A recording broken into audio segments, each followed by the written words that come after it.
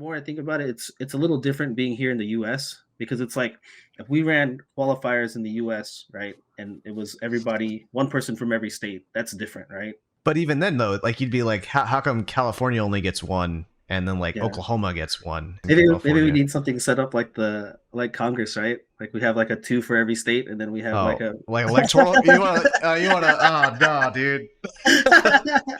based on your population, you guys get 8 representatives additional to the two. Oh my god. The That's only how you way- get gerrymandering in Street Fighter. There's not like a real way to get it to be fair. It's not meant to be fair. I don't think it's a competition. And Yeah. when you dilute whatever the word is I'm thinking of, Yeah, when you're you right. piss in the pool of the competitive Street Fighter scene,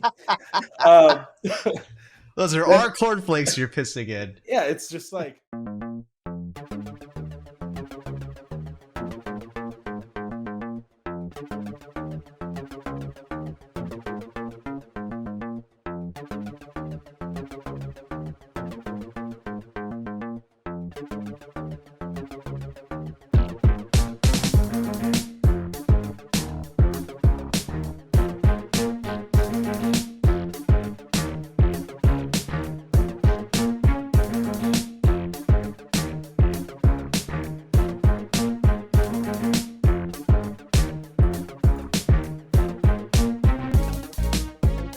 Hello, and welcome to the Absolute Guard podcast. Yes, welcome. This is episode 61. My name is Benny, and as always, I'm joined by my co-host John. This is our first live show in over a month. Today, we're joined by Thrasher, one of AZ's top players and recent winner of another local tourney there in Tucson. How's it going, guys? Hey, how's it going? It's going well. Good, man. So, yeah, since our last show, or last live show, I should say, that's over like a month ago. I mean, we've talked about John getting married. Besides that, John, what else has been going on in your life? Anything in particular? I don't know how much I mentioned it, but like when Street Fighter 6 came out, it came out on June 6th, right? I started a new job on May 31st.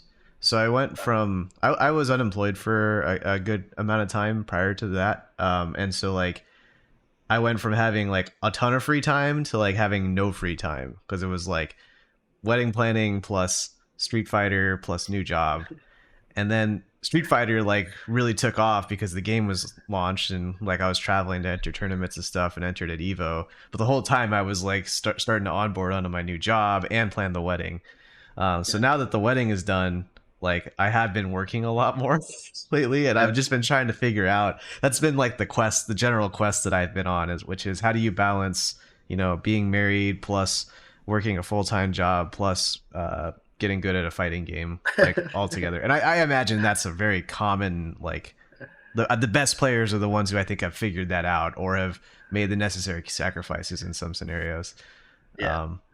But that's kind of, so I've been working. That's a very long-winded way to put that I've been working. What about you, Thrasher? Anything going on in the last, I guess, like 4 to 6 weeks since we've talked to you? No, I mean, other than winning a couple tournaments, no. Working, same as John, pretty much. We're at a couple tournaments right now because I think the last time we talked about when we had Maynard on, we were talking about the results of the Down to the Wire 2, and that one you had won that one, Mike, and we talked that one through. But then this past weekend there was another Down to the Wire tournament. Basically, it happens once a month and just kind of aligned that way. And as Benny alluded to at the intro, you won that one, so congrats, Mike. Thank you. Yeah. I won because you weren't there, John. That's why. I'm sure. Do you want to? Would you be willing to kind of give a play-by-play or just a general feel of like what that event was like as someone who attended? It was still a lot of fun. Not as many people as previous ones. A lot of Phoenix didn't show up to this one, which is understandable. We haven't been going to their tournaments. Unfortunately, I've had stuff going on, like personal stuff, but. Yeah, like, of course, Maynard came out because you can count on Maynard, for anything tournament related, Street Fighter related. And then Brian came out as well, Cradlito. He was there I think Nice. that was the only two Phoenix people. Unless I'm forgetting someone, if I am, I'm sorry. But yeah, all the usual suspects from Tucson were there. You know, we had Velociraptor and myself, and we even had Isaac come out again, Chipmunk down, Ooh. Nice. Nick Going, Driftwood, Dr. One Foot Wood. Yeah, he was there as well, coming along, learning the new game. But yeah, there was, like, aside from, you know, obviously I'm happy I won it. I'm sure a lot of other people aren't happy I won it. But Yeah. one thing that was pretty outstanding, in my opinion, it was kind of a shock to those of us who may not have been paying attention. But Brandy Native Wolf got third place, beat all sorts of killers to get there. So congrats to her as well. Nice. Yeah, I believe she went through, as we're probably about to see on stream, she goes through Driftwood. She goes through, it's like Orange Steve, Japanese Steve, as those of us know him to be. And then the real Orange Steve. Sorry. Because he goes by It's Like Orange, and then people called him Japanese Steve too, and now they've merged. Now it's Orange Steve. But the biggest jump in performance I've seen from her was this last one, because she was able to get past one of Tucson and Arizona's best in Flappy. So that was, you know, I don't want to take anything away from her, but that was a huge upset. I'm not gonna lie. Yeah, nice. If I had been a betting man, I wouldn't have bet on her in that one, but she pulled it out, and that was honestly more exciting than anything else that happened at the tournament. Like, you know, Yeah. I've won tournaments before, but she's never gotten a top 3 before. And she's like, I can improve. I'm like, well, you know, to improve any further, you're gonna have to win the whole damn thing at this point. Yeah. That's so cool. Yeah, that's always, like, you can tell when a player is about to, like, skyrocket in potential and possibility when they get their first, like, big win, how they react to it, how they, like, when they get that taste of it, and how they're, like, still hungry for it afterwards. Like, you can tell. I think that, like, I saw that from Brandy, but then also from a series of, like, newcomers who have just done well in our local tournaments in Phoenix as well. And you know, once you get the itch, I think you're like, but unfortunately the mountain becomes much harder to climb because a lot more other people are also vying for that top spot. So yeah. And you become a target too. I mean, like, you got third place, so I mean, you know, the person that you beat is gonna start looking to beat you now, because, like, you know, maybe you don't normally win against them, and now it's like, okay, well, now I have somebody else that I have to take on the way up there. Yeah. So. And like so Brandy's match with Nick is actually on the video feed right now, and as Mike mentioned, she goes through him pretty handedly. I had a chance to take a look at the archives, and what's interesting there is that Brandy could have also been considered the underdog in this match for those who weren't read in, because Nick is somebody who is arguably one of the best players on the West Coast for a little while, in Street Fighter 4 with his Fei Long, and I believe it was AE 2012, and he was still very relevant in Ultra and was winning pretty much every Arizona tournament at the end of Street Fighter 4's lifespan. So he's no slouch by any means. So we had this this battle of, like, experience versus, I want to call it guts. new blood, because Brandy in turn started with Street Fighter 5. Even then, I would consider her like a late bloomer in Street Fighter 5. I really only started to get to know her when the scenes were kind of combined. The Tucson and Phoenix scenes were combined via the pandemic. We were kind of like trying to form one Street Fighter 5 scene, essentially. And she was an up and comer there. She was playing Akuma, but by and large, you could say that Nick has had more experience in Street Fighter, or competitive Street Fighter even. So I think Brandy was the underdog going into that match too. But according to the commentary and from stories I've heard, Brandy's actually had Nick's number for a while too, right? Yeah, since the last tournament, I think she also beat him there, and then I think she beat him in the. I'm pretty sure she beat him in tournament. I think we were talking about that, but I know for a fact she beat him in the the event we do after the team event. Okay. So yeah, Yeah. Nick's got a new demon, and her name is Native Wolf. You mentioned target on your back, right, Benny? Like that's kind of an example where I think Nick has some like institutional inherited baggage, because now he has to, or target rather, because he's an older player, and so he's got a reputation to uphold. And then Yeah. Brandy, now as the one who did the upset last time, also has to do like she's now defending her title, essentially proving that it wasn't a fluke or anything, which I think is that's the hardest part, I think. Yeah, I mean, in boxing they call it like the lineal title, right? To be the man, you got to beat the man, and like regardless of like all these like what do they call them, like alphabet belts that they have run by organizations. Like if you're determined to be like the person, right? Like I mean, not saying that that's Nick in this game, but if you have somebody like that and you beat them, it's like if somebody beats Thrasher at the next tournament, then people will be like, all right, that's the under the wire, defending champion or whatever. So yeah, it's a big moment for Brandy. I know. I don't know her personally, never met her, but just know her from the Discord and from playing Street Fighter 6. So yeah, I think I've only played her that one time when we kind of did like a little team thing, and I think she beat me. But I mean, that was in its infancy. So yeah, I'll get a run back here one of these days. Yeah, Yes. she's great. She kind of reminds me of Tyler in some ways, but other ways it's Mm. like she's plays like way more defensively. Like in the spot where Tyler would jump at you, she would probably back up and throw a fireball. Oh. So maybe not like Tyler. She definitely plays like a wall style. Yeah. And she knows the mechanics at this point, I would say, better than someone like Nick, who's returning to Street Fighter and probably focus more on learning his character than the entire mechanics of Street Fighter 6, because there's a lot of them. Yeah. Yep. And so I think in time he may get this one, but I don't know. It's tough to say because with each tournament she seems to be getting better. And as I said before, she's not going to place any better than she has this time. If she's going to have to beat me.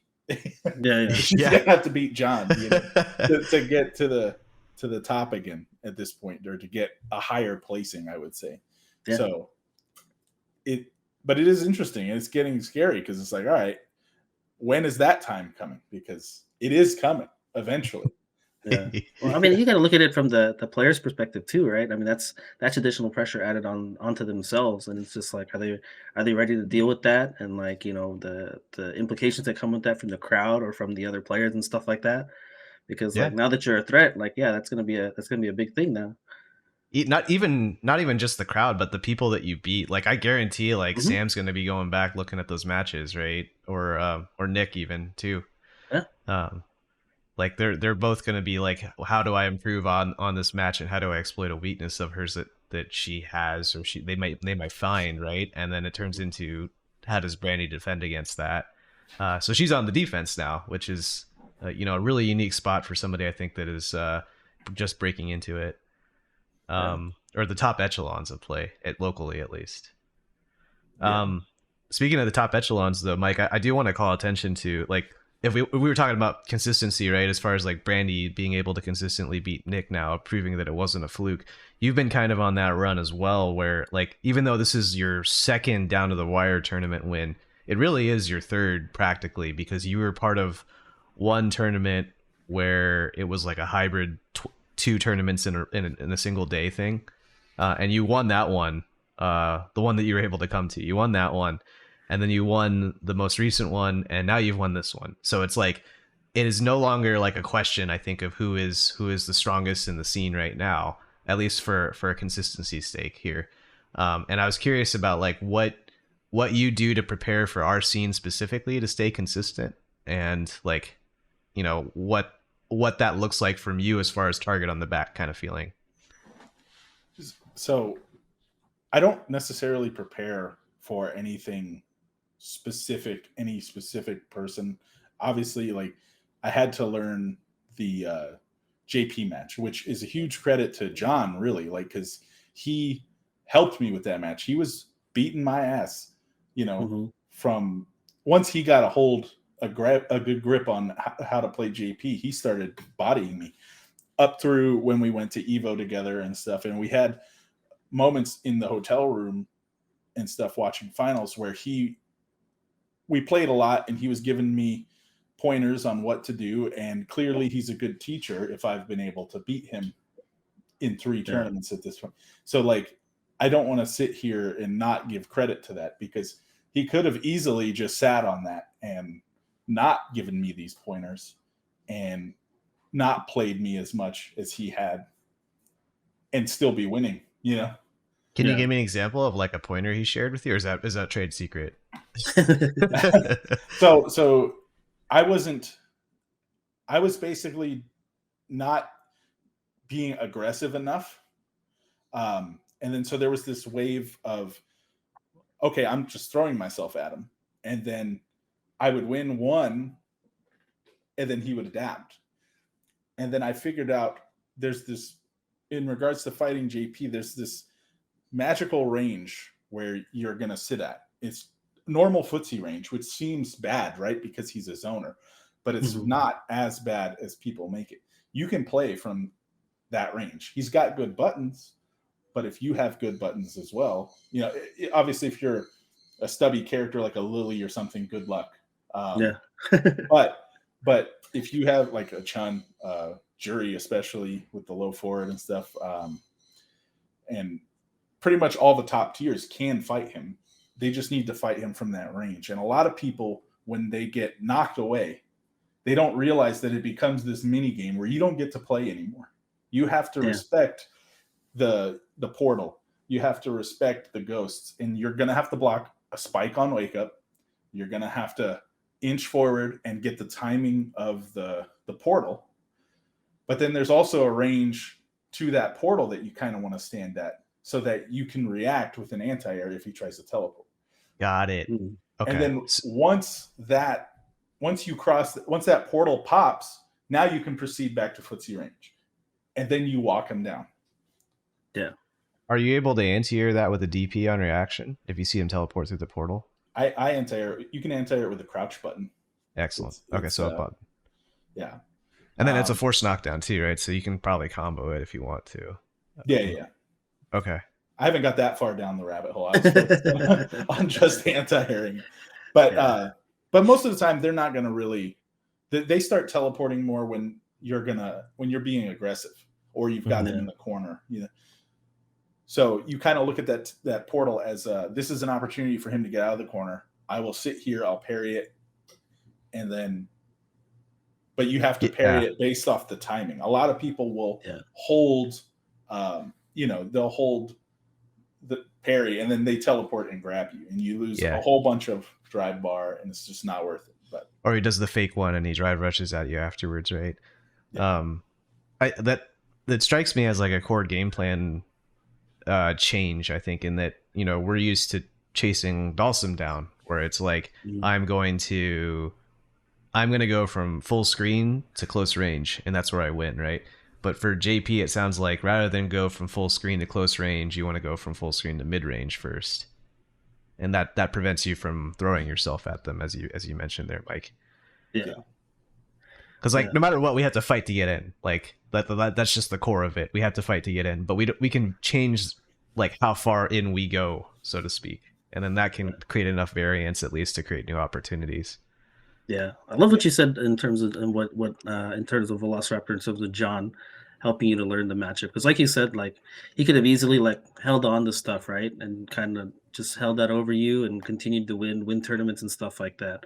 And like to me that's kind of short sighted. That's a short term goal, right? It's like I might win these few tournaments, but eventually like you might get figured out, and then by that time you might be ahead of him, right? And then he's got to learn a whole new way to adapt to you and to play.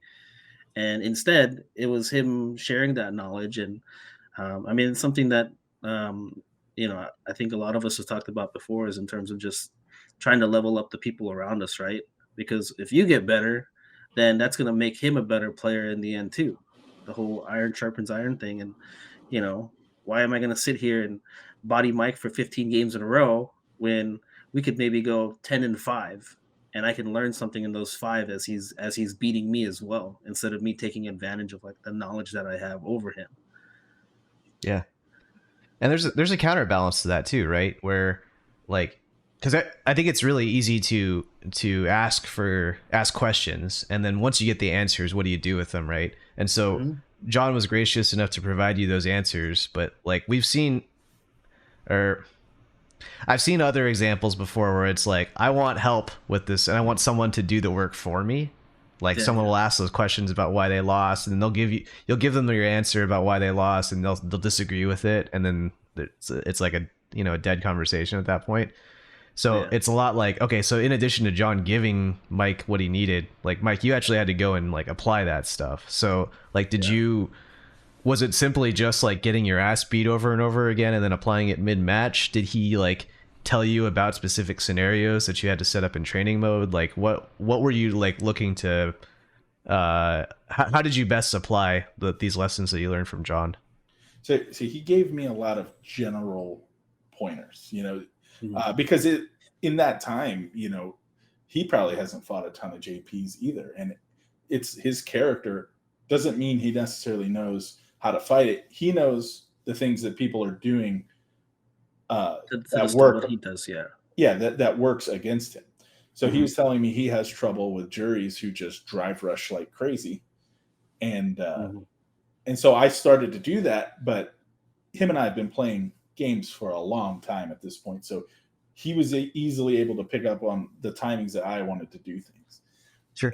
And so it was kind of a trial and error process for me. It's like he gave me the direction, and then I figured out how best to apply those changes to my game.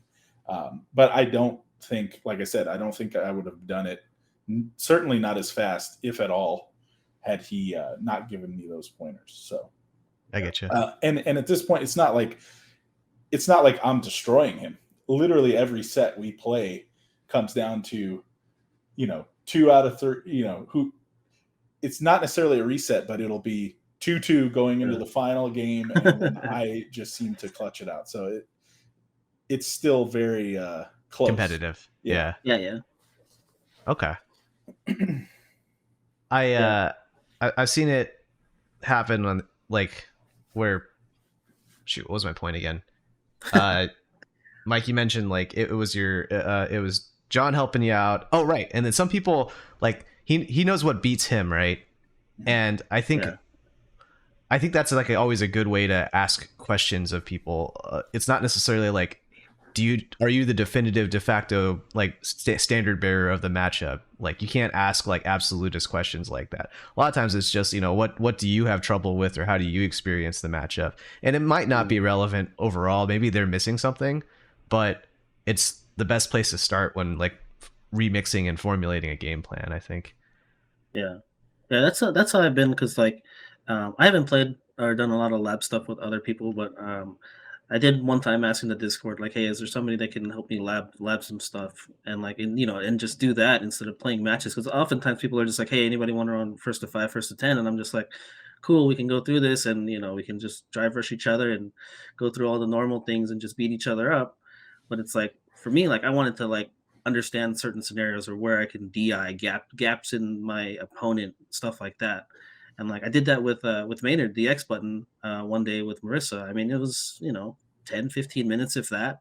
And it was him pointing out certain things like, well, you can DI Marissa's step kick and her Superman punch, or she gets this off of that, right? And the same thing with me. And I was telling him stuff about Dawson specific stuff, because a lot of people they'll react to his comet fireball in the air, and a simple thing like saying, hey, if you see the EX, I can react, I can do something after that. So don't just automatically just assume you're going to get super through and it's going to be all good, because I'm going to be like, that's exactly what I wanted you to do. I was baiting you out, right? And that's something that he was like, oh, I learned a lot of stuff about this matchup. And it's almost the same thing like Thrasher said. Like, I think for the most part right now we go kind of fairly even. I get Marissa here and there, and then he gets Dawson here and there. So So it's a little bit of back and forth, but it's like, we're working on basically improving each other by learning what the other character can do. Yeah. It's a cooperative side to the community. I think that it's something that I think we should do more often than we currently do, for sure. Yeah, and like part of it is like you said, like there's certain things that I do that I know, like I haven't even begin to start like a lot of like the Dawson, like the true setups, right? Like I have stuff that I do that works, but I know it's not like something that couldn't be blown up by certain things. And so I try to tell people like what they can do in these situations so that it does blow me up and I can't get away with it, right? You wait till I figure out some of this other stuff, and then yeah, it's like that'll be some fun. But yeah, for the Yeah. most part, right now, like I'm okay with like showing people like, okay, this isn't really a thing, right? If we want to get a little spicy here, and I think at this point we've done enough of these shows about Street Fighter 6 and with this particular set of like panelists on here to get a little spicy. Mike, if you could make a list of top, let's call it top 5 players in Arizona, not including the people on this call, not including the 3 of us, who would be your top 5? So obviously I got to say it's between I only because I don't think you've beaten him in tournament. Oh, Nope. I guess we're not keeping him in. I mean, you could use me as a measuring stick though. Like that's still relevant, okay, right? And use yourself as a measuring stick too. Yeah, because if you weren't on this call, you would definitely be up there. So, Jon Velociraptor by far, I think, is one of the strongest. Big Mac combo, another one, and I don't know that I'm necessarily going in order because I'm trying to maybe I'll swap them around. Flappy, another one I consider. Sia, like I haven't really played him that much to get a feel for myself, but I can't argue with his results. Yep. He's, aside from me and Jon and the Jon on this call, he's the most consistently placing person. He got third at the previous one that I won. He wasn't at this one, but then he won the most recent event in Phoenix. Yep. So he is for sure up there. I would actually probably put him at third at this point. Him and Big Mac are probably fighting for that third spot. Okay. I keep mixing this up in my head with people in the call. I mean, to me, it's like these 5 are all on the S tier in Arizona. Like it's hard to rank them as well because we have a matchup based game too, right? Yeah. Okay. So yeah, Sia, Big Mac, Flappy, Jon. Now this 5th one is a tough one. I'm trying to think because I'm kind of running out of names here. Because I think a lot of people, they're just outside of this top player area. There's a lot of people in that next category because I think there's so many people who beat each other one day to the next. God. Yeah, why is this so difficult? I can't think of another name. Like I can think of names. There's names everywhere, but just like as far as being up in the top of that tournament, oddly enough, I'm going to say it, and this is if he can overcome his lack of knowledge for the game. But as far as the hardest fights that I've had, it's the man on the screen right now. Isaac. Yeah, okay. Isaac is up there, but I think he loses a lot due to lack of knowledge with specific characters and some game mechanics. But if you fight a matchup that he knows, good luck. Like I've been practicing with him, when he comes out with Jury, and he was the hardest match I had last week, arguably even harder than Velociraptor, which they're close, but I felt like I was going to lose against Isaac this last turn. So yeah, I have to put him up there, I think. He's been looking really clean lately in this particular, like this last tournament in particular. I've seen some of the VODs. His Luke is very clean. Another name that You know what? I would actually put him higher up than Isaac now that I'm thinking about it. But I haven't seen him play in a while. It's Yeah. Mark. Yep. Okay. There's the other guy I was worried about. Yeah. You missed it. Marvin. Yeah. Mark Anthony. Oh, Mark Anthony. Oh, I thought I was gonna say Marvin too. Oh, fuck. Marvin. See, I knew I was. Sorry, Mark. Marvin is definitely the one out there. Yeah. Yep. Marvin. How did I forget about Marvin? I practice with Marvin all the time. Just I'm being on the spot. I'm gonna drop 3 more bombs on you as well that we don't know about because they haven't really entered tournaments. Akita, Moss, and Mocha Latte. Mocha Latte is a maybe. I'm not sure if he still plays, but I know Moss and Akita do. Yeah, I played Moss actually recently for the first time. Ran into him in ranked. I think after the phase 2 reset. Probably plays my toughest matchup for sure with Cammy. For a long time I was saying Honda, but I wouldn't say I figured that matchup out. It's just like I know how to deal with a lot of things better that he does. He still gives me hell a lot of the times. But Cammy by far, I think if you polled a lot of Dawson players, they would say that that's the worst matchup that they play.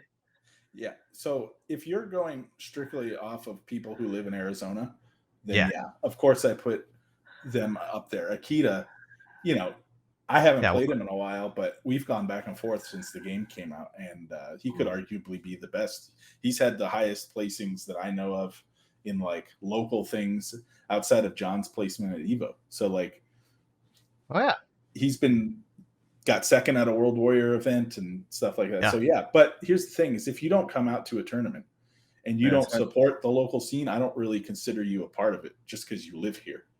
So I thought that's the criteria I'm using is people who actually come out to tournaments. Got it. I would agree with pretty much all your placings. I think Rika and Scott I would also put in kind of an honorable mention. It would be difficult to really place everybody in a detailed list like that, but I would agree with your top 5 as well. That's the other side of this. We talked about having a target on your back before, right? Like when you're up at the top, I think you have to kind of keep tabs on on the players in the scene. Not only and there's like a paranoid side of it, but there's also like hey, I need to find the best matches possible. So you end up keeping a Rolodex and tabs on the best players everywhere, Yeah. Yeah, I think that's what I need to do. No, I think I need to play a lot more like custom room and casual. Well, not casuals, but just against other people in our scene. Like lately, it's just been like, just due to my kind of work schedule, it doesn't really kind of work out when people want to play, right? Everybody's like, "Do you want to play at this time?" And I'm like, "This is my time to have dinner and spend time with my family." Like I can't, right? And then I get home at work at like 8:30 in the morning, and it's just like I've thought about posting in there, but I'm just like, there's usually only like one person asking in the morning, and that's like Freezy before he goes to school, and I'm just like, there's nobody else. Everybody else has to work, when I'm home. So I'm like, so I end up just kind of grinding out in ranked and kind of learning a lot of stuff in there. Yeah. But yeah, I do need to start running some sets against some of the local players more. There's also there's too much of a good thing there too. Like you need both, right? Like you need to be able to play ranked, and you need to be able to play randoms, and then you need to be able to play like people that are going to push you to evolve past your 2 out of 3 cycle.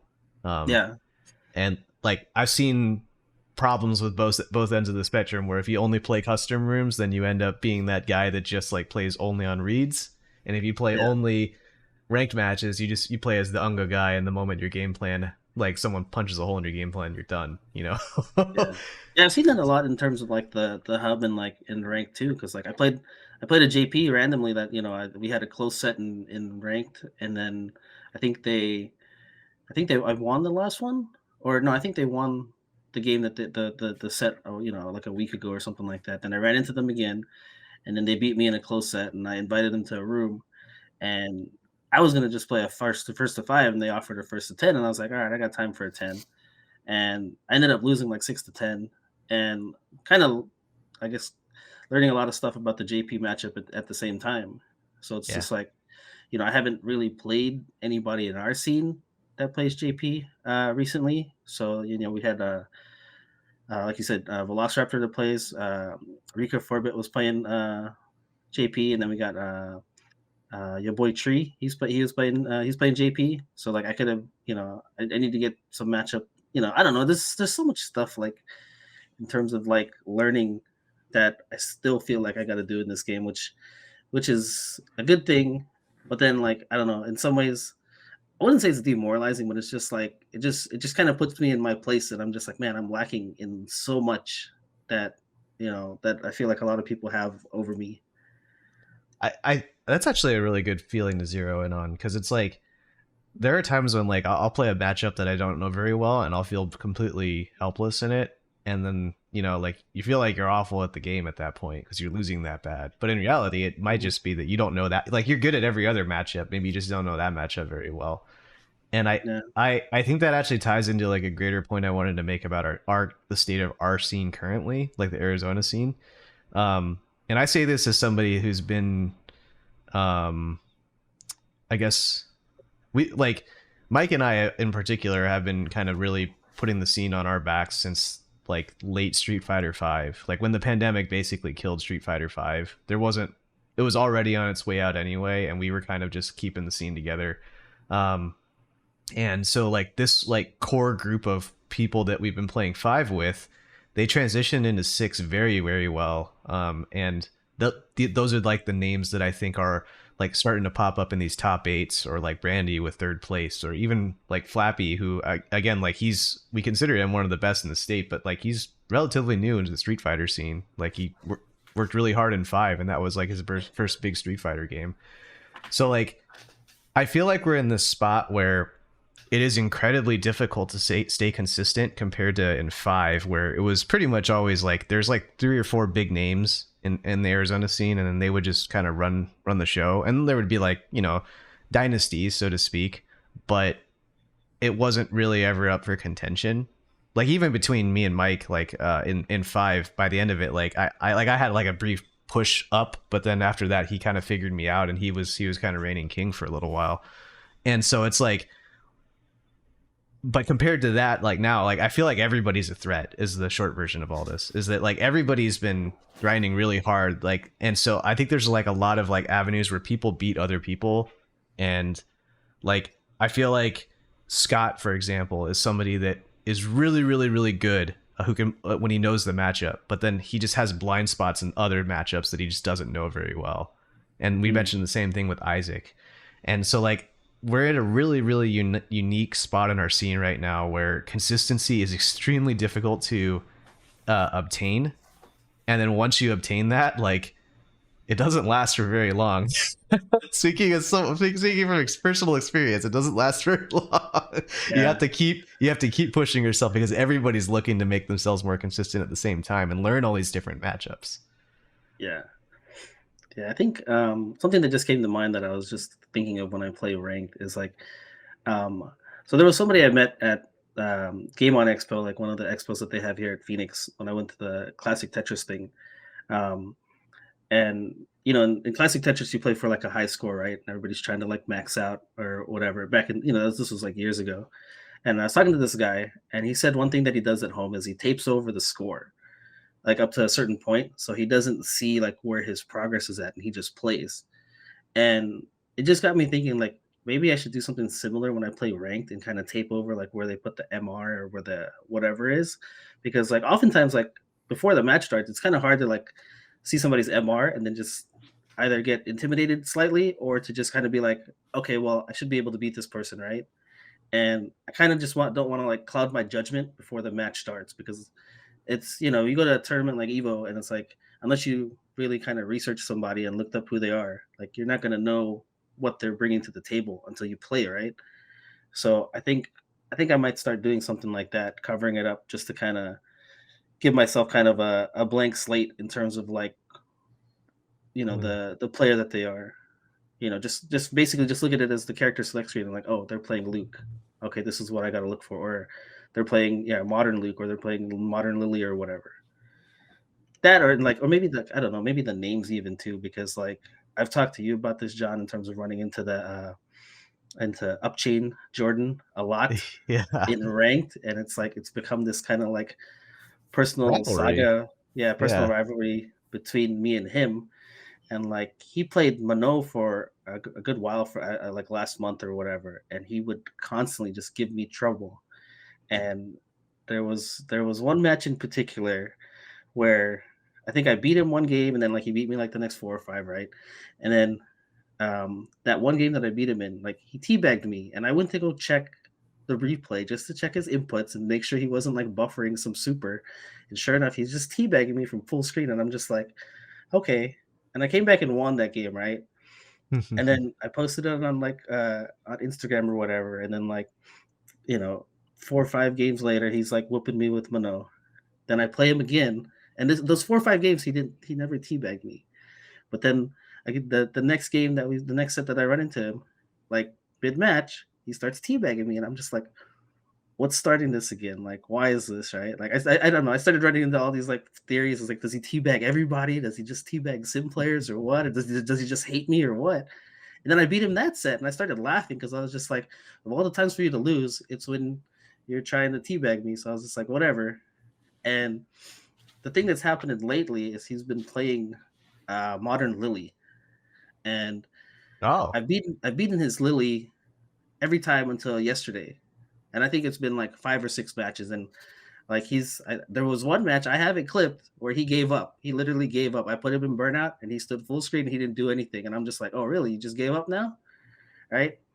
And then the rest of the time, like, yeah, I think he's got one game, and he's teabagged me here and there, but he hadn't beat me in a set until yesterday.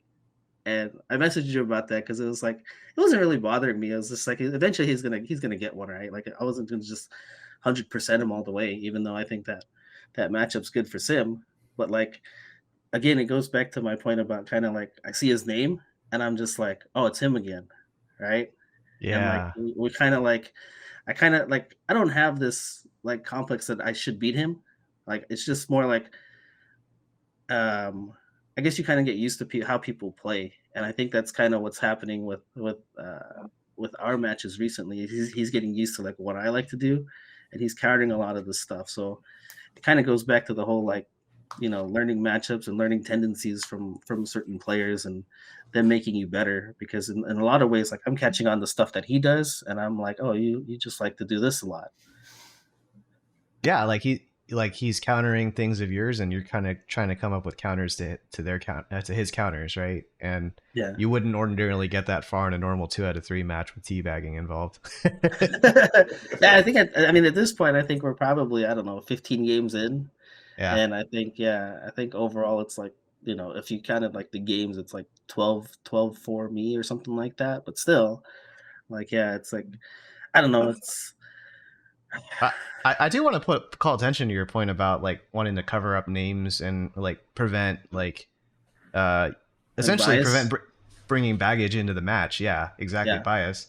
And like I think that mentality was drilled into me when I was learning Street Fighter 4. Like a lot of people were saying that as well. And like even to some degree like in 5 and 6, like Mike, you and I have talked in private about like wanting to play the matchup and not the player, right? Yeah. Um my experience since launch though and traveling, like you do end up getting data on everybody that you really want to. Because of the way that online brackets are publicized now. Not even like, hey, I can go look up their CFN. It's stuff like I can just look at how they placed in previous tournaments, and then yeah, it's not GG. yeah, and start GG. Or alternatively, I could go to their CFN. Like I did that when I was at DTN. Like I would at a major in New York, I would look at replays from Ray Ray, who was in my pool at the time. So like the technology's kind of caught up where it's like we still can do some advanced research and reconnaissance, at least to tell like what character they play, right? Yeah, But as far as it like not getting in the way emotionally of like, hey, this is a master level player and or their MR is, 1700 as opposed to 1600, or it's yeah, 1700 as opposed to 1400, right? You're kind of like, your game plan changes out of the gates, right? And you don't get the luxury of that when you're playing in an offline major. That's like yeah, the only time I've seen that, like where that feeling really got like came in handy was like sitting down in a pool like at Evo or at a major, and you're just playing like random people, locals versus or like competitive players in the local scene, or you know I had one guy that I was playing and then he just answered a phone call in the middle of it and just started talking on the phone, and he was just mashing DP with Ken on a 360 pad. So I don't even know why he had a 360. He had a converter and everything. But so it's like you do have to like figure out right away. Hey, is this person any good? Yeah, but yeah. but in the modern days, like you can look it up in a bracket and be like, it'll be. Like you have an understanding of like, are they a master level player? Are they like a platinum level player? Like there's still those delineations do mean something still. I Mhm. think. Oh yeah, yeah. I definitely think that there's like a baseline or like tendencies or kind of habits that you can see from certain people. Because I mean, even amongst like the characters, I mean, I find myself losing to like some of the lower MR like Kens and stuff, right? Like the 1400s and stuff like that, just because of the character. And I'm just like, man, this sucks. But it's just like, but they're not doing stuff like, I guess, as well as like the better players or as consistently, and it's like it's on me to kind of like figure out where that lack of skill is, or where they're lacking, their weaknesses are, per Yeah. se. Not necessarily lack of skill, but just like where their weaknesses are, their gaps in their game are, and exploit that for myself. I mean, that's that kind of that stumble there. I think actually kind of proves the point, right? Which is like the number isn't necessarily like a sign of skill or lack of skill, but like Yeah, I want to go a step further and even talk about the way that number is essentially a moving target. I was talking to Dana about this the other night, but um, like MR is it's a brilliant system. It's an elo system essentially, the one that I've always wanted. I never liked these like grind for more points and then you'll get an yeah, inflated version of what you are, you know. Um, yeah, but straight elo systems are also really harsh on the ego. So yeah. it makes sense that they kept it only for top level, for master level players and Oh yeah, beyond. yeah, yeah, exactly.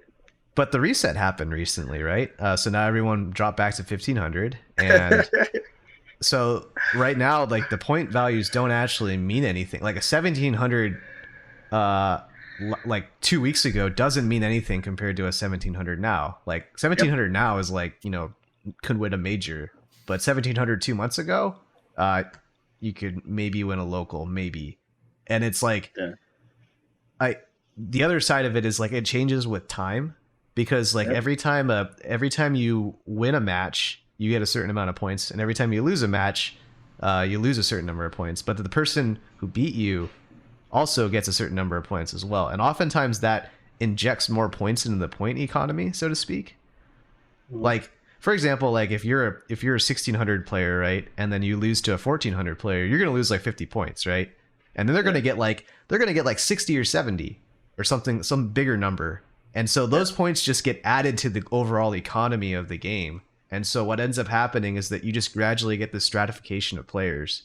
So you get people Yeah. that are in the 2000s or whatnot, but it's respective of time where like in our like everyone's grinding right now to get to 1700 and above, right? But in 1 month's time it's going to be stupid easy to get to 1700 because all the best players are going to be at 2000.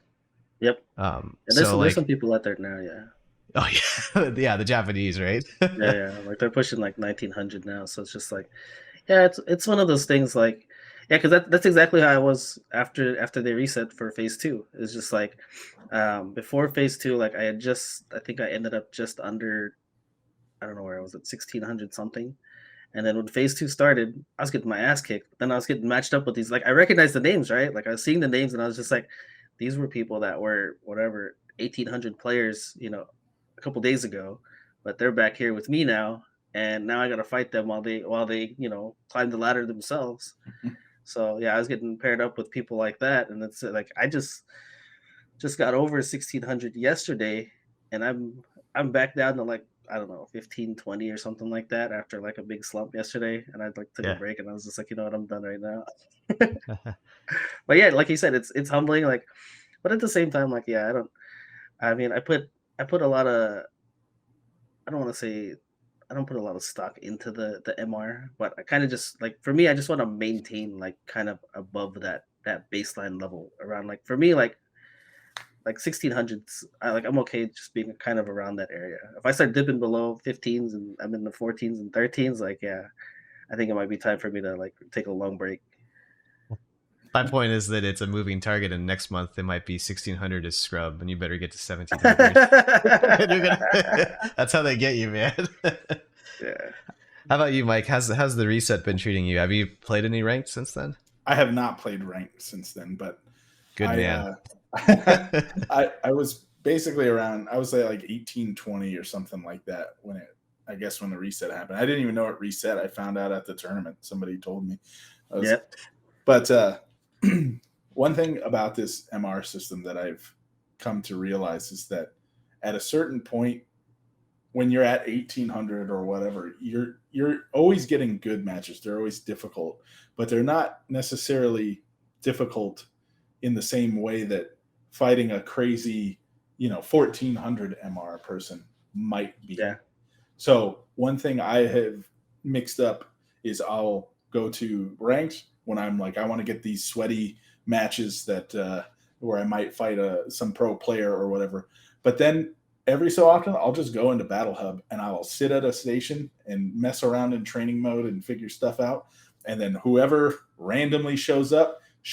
Sometimes it'll be a Wi-Fi Ken that just wants to be Dragon Lashes from across the screen. And then sometimes it'll be somebody who's actually not bad, but they have like a wacky play style that doesn't necessarily get them a high MR, but they could beat you in tournament. They can win a quick 2 out of 3. So I don't want to lose to those people. So every so often I go wade in the toilet and get there's definitely some people like that, or I mean, if you look at even their CFN, like there's been profiles where I'm like, is this like somebody's Smurf account? Because like I've seen people with just like Battle Hub hours and like they don't play ranked, they don't play custom room matches. They're just like in the hub and they just like that environment, or they just like the randomness of it, like the arcade feeling or whatever. And I'm just like, and I've played solid people that have like stats like that, and I'm just like, but like you have no way of knowing that they're a certain rank or they're a certain level because they don't play ranked. I've noticed with those kinds of styles, like they get cultivated in this weird like side. It's still an organic style, but like it's an organic style that's cultivated around like it would the style gets eaten alive in ranked, but if you try to play against it in a solid way, then it's really competitive. Like, you know what I'm talking about, right? Those guys that are like they'll wiggle with you full screen and play footsies and whiff punish the hell out of you and have fantastic reactions, and then the moment you knock them down, they don't know how to block. Yeah. It's like those folks, I think they get eaten alive on ranked, but then when it comes to Battle Hub or like a much more like I want to call it like you don't have to earn the respect, you just get it automatically because nobody knows how the hell you're gonna play. Versus ranked, I think you do have to kind of get the respect earned. Like you have to like really go gorilla on somebody to make them respect your offense. Yeah. But there's been a couple. I was trying to think of this person. I forgot their name. It was a Chun-Li player, and like they really almost put me on tilt. Like the first round, I thought I posted it somewhere, but I guess not. But they were doing all kinds of wild. Like I've played them before, and like their primary ways of getting in is like Hazanshu DI or like sweep into DI, or they just like to jump in like constantly. Right, or the what it called, the flip move that like crosses you up, like they would just abuse those things. And sounds like good bad brother. that is who it was. Yeah, is that's it really? Who it was. Yeah. I'll have to post a round because the very first round, like you could see me in the corner flailing because they got me in the corner and they did like empty jump throw and like I missed my anti-air, and then for whatever reason they were jumping forward and getting behind me, and then my anti-airs would whiff and they'd be behind me and then throwing me back in the corner, and they did it like twice, and I was just like, what the fuck is going on? But eventually, like I came back that first round and I was just like, oh, I'm onto you now. Like I've figured out all this stuff, right? Because I played them before and they used to give me trouble, but now they didn't. It's like I figured out that one round and I was like, when I used to stream, or I mean, when I play by myself, like a lot of times what I always say is like, you get one, like you either get one game or you get one round, right? And like if I come back and win, that's what I like. I'm like saying that to myself out loud, like talking to myself, like you get one, right? And like I figured your ass out. And like sure enough, like there's sequences in that match where they just were doing the same thing over and over. It was like Hazanshu, and then it's like, okay, I punished that. And then I was just like, they're gonna wake up Hazanshu. So I just floated Hazanshu, and I was just like, why? Like, why are you doing this? It's just and I it's like my Mike says, it's just like you gotta kind of like figure out people's like tendencies and like their kind of almost like tells in a way that kind of throw them off as kind of like being having that certain style or like you said, like getting away with that kind of stuff against other players. And like you got to shut that down and then kind of see where things evolve and where they adapt from there. agree. Agree. No, I also laugh because Good Bad Brother was a Street Fighter V Chun-Li player, and he played exactly the same way. So I was just making a joke because I'm like, it reminds me of that guy, but it actually Yeah. was that No, guy. it was. I couldn't think of the name, but then like, that's who it was. But I think Oh that's one of man, the matches that I even like showed you of like like a month ago or something, and I was like, hey, look at this match because like I ended up adapting to it, and then you were that like, was yeah, Good you Bad did, Brother. yeah, it was that one too, yeah. Okay. So I think they beat me. Like yeah, like I said, they used to give me trouble, but now that I've kind of like learned kind of their tendencies and things that they like to do, like I found ways to overcome that, and then they just haven't evolved from there. They kind I of get just you. seem to be stuck in their ways, like you said. Well, another couple things that have happened over the past few weeks, in addition to like all of our local news, we've also have global news, and there's a lot of different things to talk about on the show, so we can kind of pick our own adventure here. Um, at the majors that I'm aware of, there were actual real tournaments for once, like in the national scenes. Singapore had a Capcom offline, and then Paris had a Capcom offline, and uh, there were a couple of players like from Japan that were at both of them. So like they've had a crazy couple of weeks, I think. Um, and I believe that who got first? I think it was. I know Moke had a hell. Oh yeah, okay. So Moke had a hell of a run in Singapore, but he ended up taking third. Chris Wong got second, and Gachikun won with Rashid. Yeah, And then there was an online World Warrior in Japan, and Fudo won that with DJ, and everybody lost their minds yeah. because then all of a sudden DJ is the villain of the week. And then just this past weekend, there was Paris and Valmaster. Again, I'm following all this stuff because all the top Chun players are placing pretty high in it. Mhm. Valmaster got his face danced on by Chris Wong's Luke, who took that first place too. So uh, I think there's been a lot of discourse around character strength. There's been discourse around like how the Pro Tour is arranged right now, and Mhm. like I was curious about it, like if you guys had any thoughts on that. Well, the main thing that I've been hearing about is Mena RD not being qualified for Capcom Cup, despite being one the defending champ. I personally think that he should have been auto qualified just based on that, even if it was a different game. I was just like, Mm, I think that should just um, come with the territory kind of thing. Like put him at the bottom seed if you want to, or whatever, with you guys like figuring out points. But like I think that just based on that, like he should have had an entry into that. But I think he's got like two second places and a fourth or something like that in like a couple of these tournaments, and he's not technically qualified for it. yeah, he got second at Evo, so it wasn't just like a second at a random tournament. Like it was his Evo, Yeah, yeah. and then second at what was it? At the most recent one actually. This It wasn't was it. Didn't Paris, he? right? Was Yeah, it yeah, Paris? yeah. I thought he got second No, there. Oh no. yeah, I think so. He got second or third or something big there. Yeah, And yeah.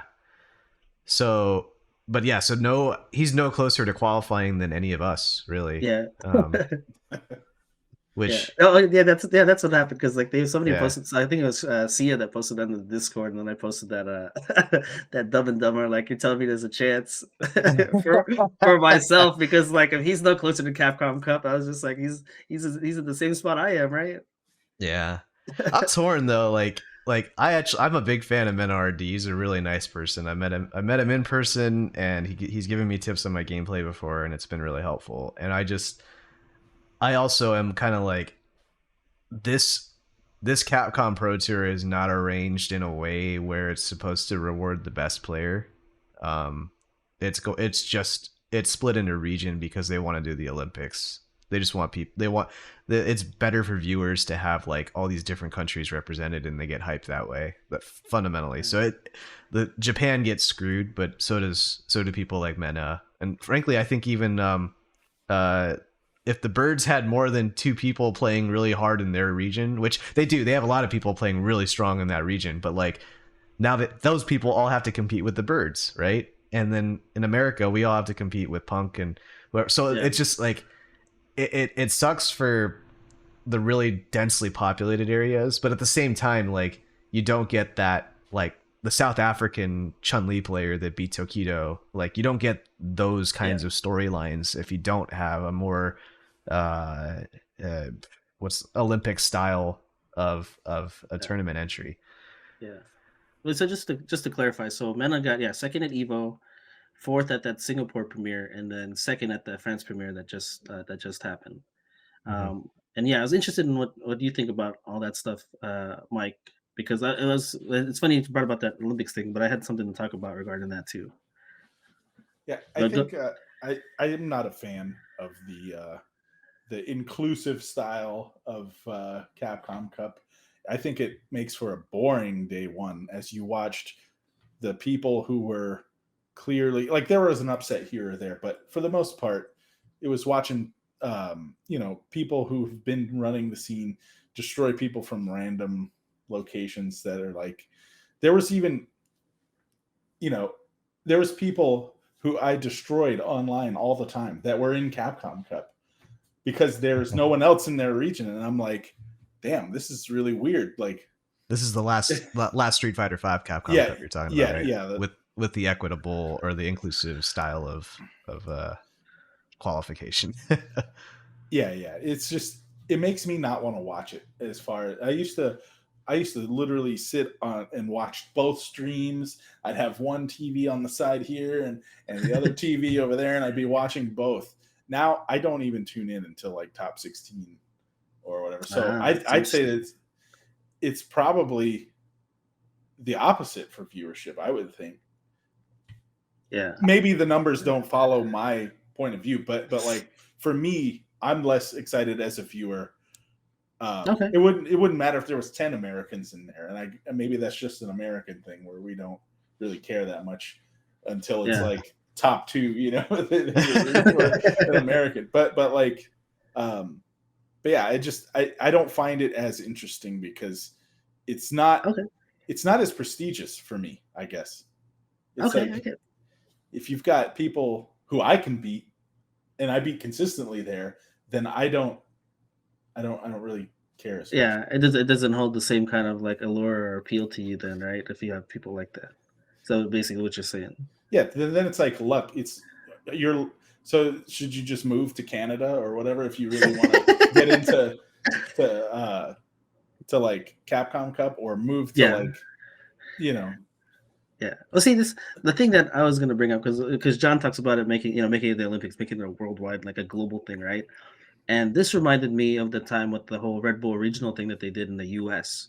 Right when they had the thing in like SoCal, and then they had the one that was here that you participated in, and then they had like the other ones, right, and stuff like that. And I remember getting into a discussion with somebody or a debate with somebody about that because people were like, well, Justin Wong, won this one, or he could have came to whatever Arizona and won that one.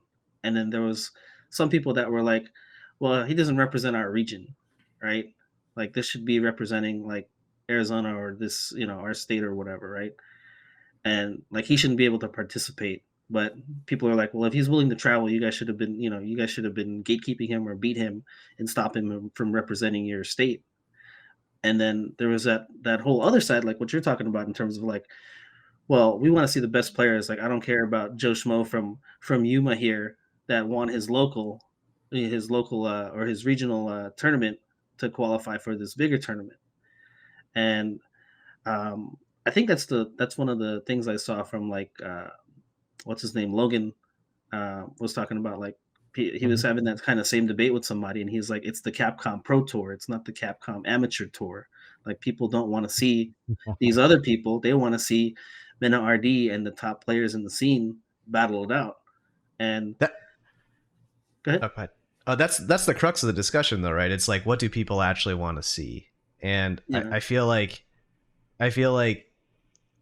for the competitive community, I agree with you, Mike, in that it's not exciting. I think Benny, you probably are saying the same thing, right? It's like we can't like unless Japan has twice as many qualifying spots as everybody else, no one's going to consider that tournament legit. Like Yeah. as far as like a legitimate contest of the best. Yeah. But I think to the average viewer, I think we're the niche audience in this case. We're the audience that like is the dedicated one that will always tune in. But as far as like growing the audience, the thing that attracts casuals more than anything else is tribalism. Like go my team. My team's go player that lives in the same country that I live in. Yeah, I'm rooting for them now. Yeah, I mean, like it's Or- just like you said, like the Olympics, or right, like the World Cup and stuff like that. Like I didn't even know it recently, but like the Philippines had like the women's World Cup team for like the first time ever, right? And they weren't expected to do well at all, and I think they scored maybe one goal in the 3 games that they were in like the group stage, but that person that scored that one goal is a legend in the country now, right? They're going to have endorsement deals, and people were rooting for them, and they're like, "Oh, this is history being made," right? But Mhm. from a competitive standpoint, like those weren't really competitive games, right? And I kind of see that side a lot more, because I was kind of more on the, well, I want, if this is a regional thing, I want the people that are in that region to be represented. And I think it's I think the more I think about it, it's a little different being here in the US, because it's like if we ran qualifiers in the US, right, and it was everybody, one person from every state, that's different, right? It'd be the same thing like maybe in Japan if they had one in like every different prefect or region in Japan, and they were like, who's the best guy here, who's the best guy here, and then we put these guys all together, right? But even then, though, like you'd be like, how come California only gets one, and then like Yeah. Oklahoma gets one, and then realistically, Well, maybe- there's probably two people that are better than all of Oklahoma at least. In Maybe California. we need something set up like Congress, right? Like we have like a 2 for every state, and then we have like electoral. you want to? Oh no, dude. based on your population, you guys get 8 representatives additional to the 2. Oh my god. That's how you get gerrymandering in Street Fighter. There's not like a real way to get it to be fair. It's not meant to be fair, I don't think. It's a competition. And when you dilute whatever the word is I'm thinking of, when you piss in the pool of the competitive Street Fighter scene, those are our cornflakes you're pissing in. Yeah, it's just like I think Logan, I didn't see that, but I think that states it the best. It's the Capcom Pro Tour. Yeah. Hey, they call it the Capcom World Tour if we're gonna get like all these other things, or like separate the World Warrior events. Like make it to where there is a dedicated spot for the winners of the World Warrior events, and then they have like their own LCQ. So you fight for since they're gonna make this event like 4 weeks long anyway. I want to go there next. Yeah. Then let's make it to where you have the pros, and then make it like a pro-am or something. Like each pro that makes it in gets to take one scrub from their scene, and they all get to fight for the World Warrior spot. Like I'm just like, I think when you have people who are dedicated to traveling, like Fudo is going all over the world to like play in these tournaments to try and get in, right? Or whoever. They deserve respect for that. Even if they're lucky and they're just rich and can fly across the world for whatever. That's still, they're making that effort. And you don't have to necessarily take that away from the online people who are trying to get their spot. Because there might be somebody who could beat Fudo. Who knows? But it's like, I think at the end of the day, you shouldn't mess with the integrity of it like that. It should be the old point system for the people who can travel, and then you have extra spots for people who can't travel. Hey, I don't know. You bring up a good point though. I'm like, I'm gonna move to like Easter Island and be the one representative from there or something. Yeah, Oh man. it's ridiculous. Like I said, if you're gonna clearly they're stretching this out so they can have 14 days of ads playing or Yeah. whatever. So then just add the amount of people, I guess. Are they Yeah. paying for everybody to fly out, or is it like you get there if you make it? Like I don't know. How I don't know. They might be flying people out. I'm not 100% confident in that, but that seems like that would be part of the deal. Yeah. I so what is your guys' opinion on the week format? Like, so it's, you think it's, do you think they have enough content for 1 week, like, as far as like an I think LCQ or all these extra events and stuff, or I think it's too long. Like me and Saber were talking about this at work the other day in terms of like just the length of time that like tournaments are taking. Like the French premiere, like he said, normally I would tune in, but their break times were like ridiculously long in between matches, and to play ads or whatnot. And that's kind of just the idea, the feel that I get from them wanting an LCQ to be 4 days, because to me that's even the pro players are like, what the hell, this is too long, right? And like for me, that's kind of just where I feel it is, because like I don't really tune into streams now just because I think Saber put it best, like they don't respect my time, right? Like if I have a 3 hour block of time, like I want to see as many matches as possible, right? I don't want to see a match and like, okay, we'll be back after this break, 10 minutes of ads. Okay, we'll be back after this match, 10 minutes of ads. And I'm just like, I ended up seeing like 4 matches in the last hour. Like, I don't want to sit here through all that mess, right? I want to see people play. And yeah. it's frustrating to kind of, I get the business side of it, and like, they got bills to pay in order for this to go on, but it's just like, I don't, like, they're not respecting my time. That's not even like, is that even really an argument when they show you the same like shitty Street Fighter mobile game ad 15 times? Because in one it's time to stream? fly.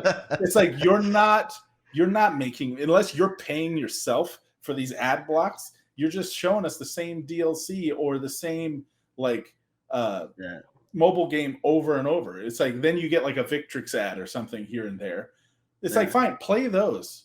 I don't care about your stupid mobile game or whatever like costumes are coming out. Like when they come out, then I'll care. Like, but I don't want to watch the same ad 15 times, especially if it's their ad. Like, I'm playing your game. I'm already your customer. What the fuck are you advertising? Like, show me the Victrix. I'll buy some fucking $8,000 headphones to make you guys some money. But it's just like, why do I have to watch the same thing and in 2 matches? And it's like every 2 matches, there's a 10-minute break, like Benny said. And so now they're going to stretch Capcom Cup, something I was hoping to like actually go to, but I'm not taking a week off of work to go play in a 4-day LCQ or whatever they're doing now. It's like, the LCQ being 4 days is just absurd to me, because like the traditional thing, like I'm not adverse to change when it comes to like events and stuff like that if needed, but it's just like for a lot of people, like these events were Friday, Saturday, Sunday, like it was a weekend. Take a weekend off for like a person that has a normal 9 to 5, Monday through Friday job or whatever, right? I could take Friday off, and if you're in Arizona, I can go drive over there. Was it at Hollywood, I think, this year? It's just like I could drive to California Thursday night, be there for Friday, Saturday, Sunday, be back home Monday morning, right? But now you can't do that. Now they want you to take the whole week off, and it's like, you can't, realistically expect people to do that aren't like programmers or, just have money or whatever. I haven't really weighed in on this one publicly yet either, but like, to play devil's advocate, last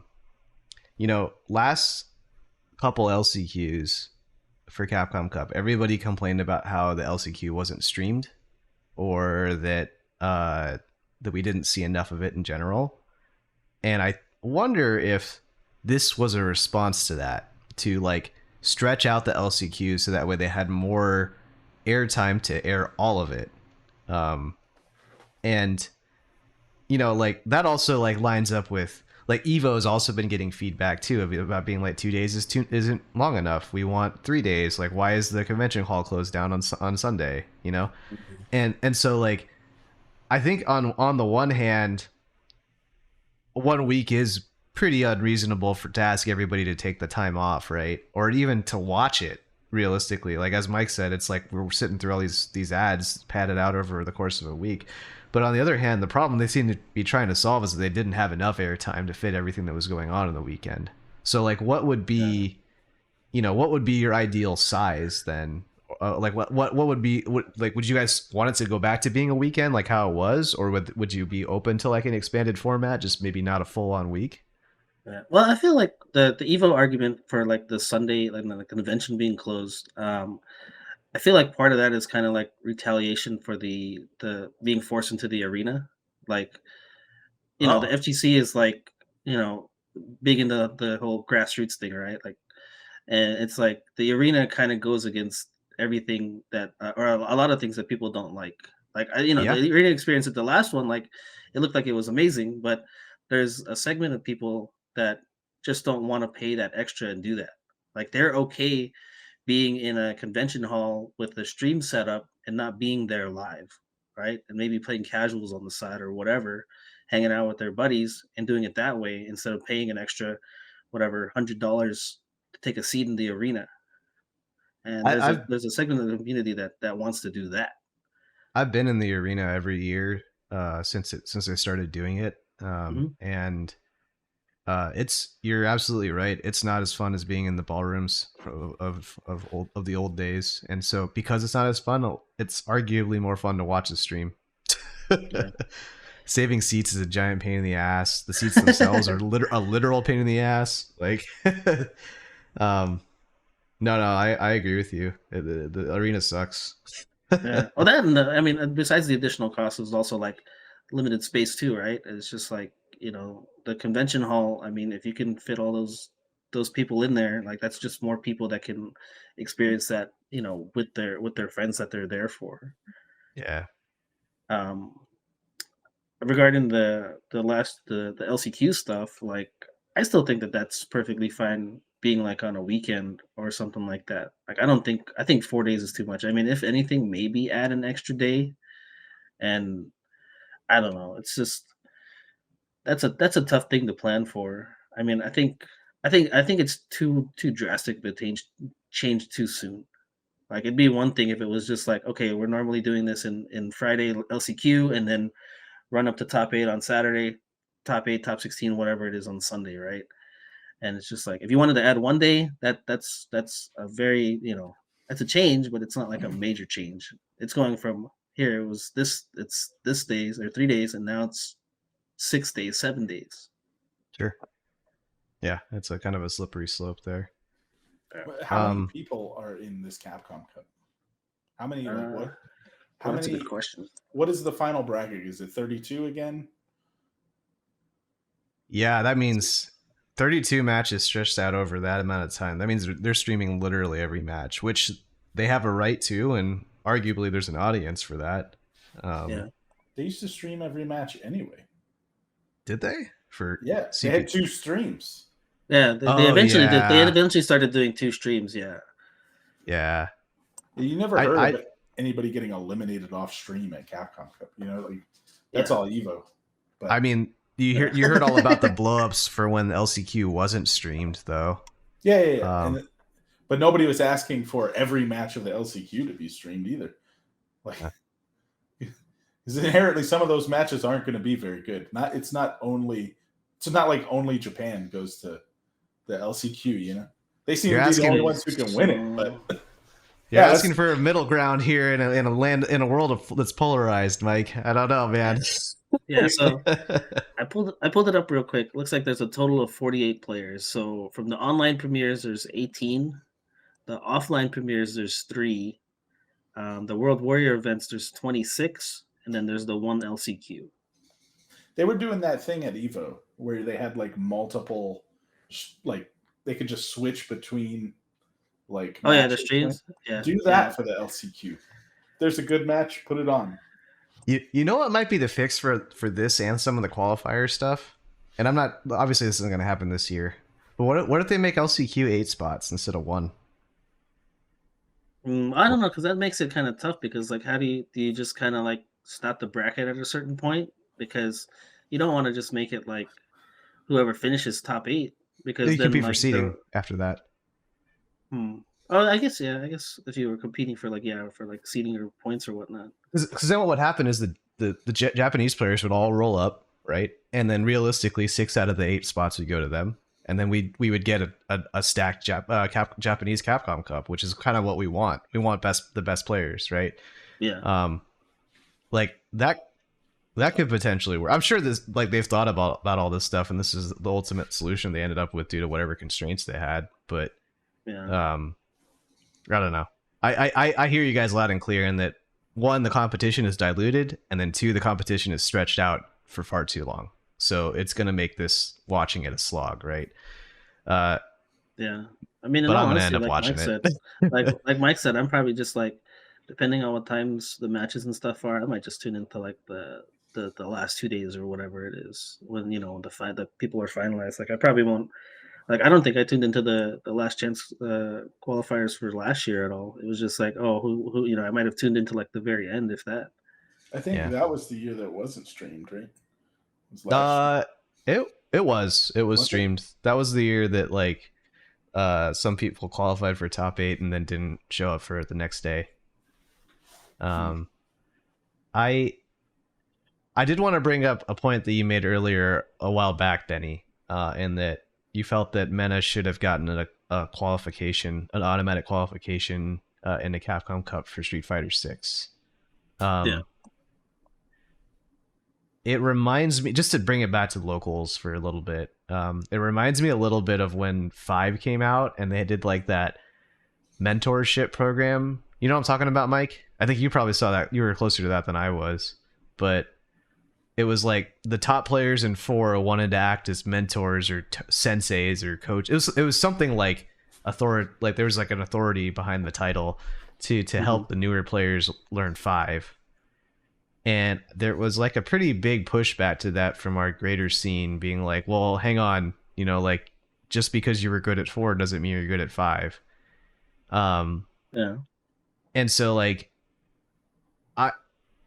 I'm curious about like where where you draw that line, Benny, like as far as like how much cred should being good at the last game give you in advance for being in the for the new game? Like, do you get better seating or anything like that? Or well, no, I don't think he should even be like. I mean, put him in the bottom seat if you have to. It was just more kind of like the whole lineal champ thing that I mentioned earlier, right? Like in the last game, like he was the man. Like, yeah, this is a completely different game. He might not be as good of it at it, but just kind of, I don't know. It makes me think about the trophy too. The trophy was kind of whack that he got, right? There's a big thing about that after he won. And he doesn't really have to get a chance to defend it. Remember, everybody thought he had that big trophy that they were like showing on the thing, and then like he showed the thing that he got at home, and they're like, "What happened to that other thing?" He goes, "Oh, that was just for display at the event." And it's just like, for me, it's like a prestige thing, right? Like this, he's the man from Street Fighter 5. Like he might not be the man in Street Fighter 6. We don't know, but at least give him the benefit of the doubt in terms of like the fact that he won that event, right? They should just make it like the Stanley Cup. Like, I mean, like I would think it's like akin to like Evo. If Evo just gave you like a free entry, like they don't have to seed you anywhere, but it's like, oh, you won Evo last year, we're gonna give you a free entry into the next tournament. I mean, it's trivial because it's like whatever, $75, $100, but it's just like, hey, we're gonna let you in for free for the next one because you won. Yeah, they pay for your hotel or something. Yeah, do something like that. Give it a little bit more prestige. Because your year went pretty bad if you won Evo and then you're too broke to enter. What were you saying about the Stanley Cup? Sorry. You just like put like Mana's name on the cup and like, it helps like the last 10 champions or something like that. I think that's what that big display one actually is, right? The one that they give to him. I think you're right. Yeah, I think it does have a little his name on it. Yeah, but still, like you'd run into the same problems as the real Stanley Cup, where people are dropping it and denting it. They have to have those. Yeah, they have to have those guys travel with the thing. the white gloves and everything. Ooh, I want to talk about security. Actually, that's actually another real interesting and hot topic. Because there was a protest recently in the Paris CPT offline event where a bunch of folks ran up and threw some material onto the monitors as a form of protest of what I don't know, and frankly, I don't feel like platforming whatever they are protesting on our podcast, but. That this is like the second time that's happened at a fighting game tournament recently, and I think the collective reaction on Twitter is like, "What the fuck? Like, are we big enough now where that matters?" But I also think it brings up like a greater conversation about like how are these people getting onto the stage like that easily to do that stuff. And I'm not like in the camp that we should silence protesters or anything. But like, time and place kind of thing, right? If there's $1 million on the line now, and these people are traveling from all around the world, and like with the temperature of the world as it is right now, like I feel like there should be more safety precautions on protecting that stage, because these people are becoming like minor celebrities. And in the case of Justin Wong, I would consider them like, or Daigo, I would consider them full on celebrities at this point. Yeah.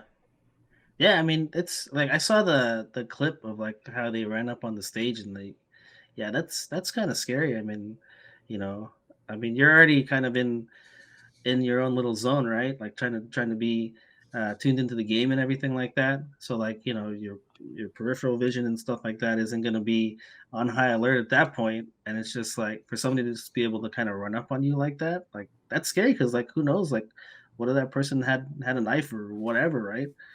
Yeah, that's a whole different kind of thing. I mean, I don't know, maybe prefer for higher venue fees. That's always a touchy subject.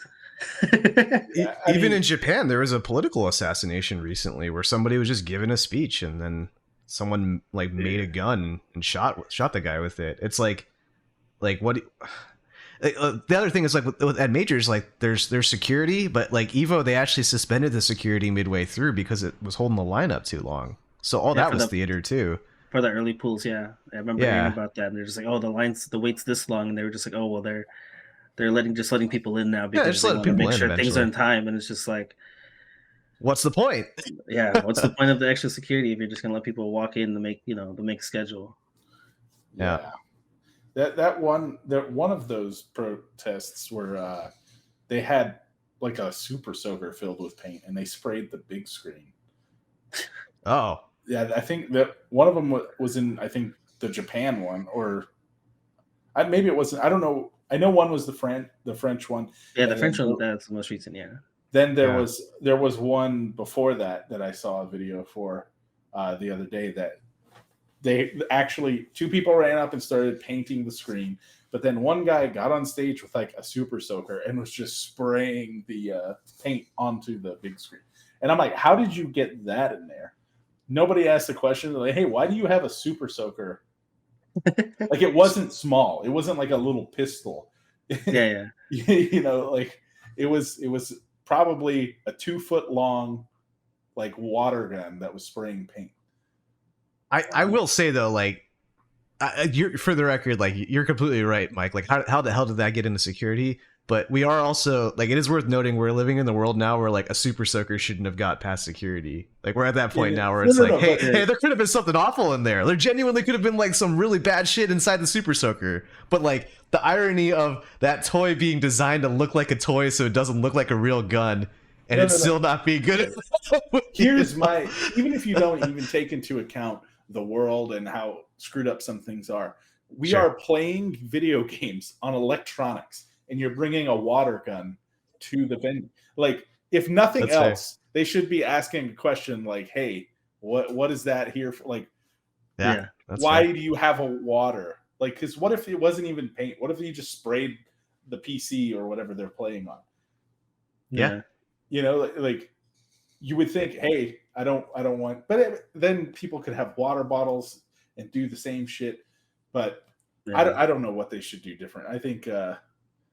I commend the players that were on stage for the restraint that they had, because I would not have that same restraint.